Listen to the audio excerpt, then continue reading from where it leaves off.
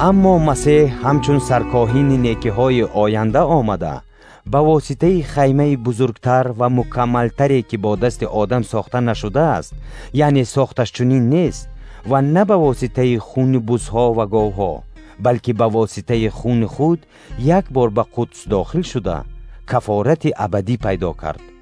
زیرا اگر خون بزها و گاوها و خاکستر مادگاو که به پلیدان پاشیده می شود آنها را تا به درجه تطهیر جسم تقدیس می کرده باشد، چقدر بیشتر خون مسیح که به وسیله روح ابدی ذات بی عیب خود را به خدا تقدیم نمود، وجدان ما را از اعمال بیجان تطهیر خواهد کرد تا که خدای حی و حقیقی را عبادت نماییم.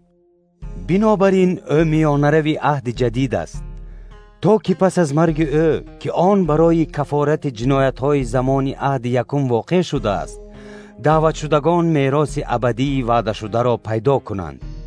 زیرا در هر جایی که وصیت هست باید ثابت شود که وصیت کننده مرده است، چون که وصیت پس از مردن اعتبارناک است. آن تا دمی که وصیت کننده زنده است هیچ اعتبار ندارد. بنابراین عهد یکم نیز بی خون برقرار نشده است.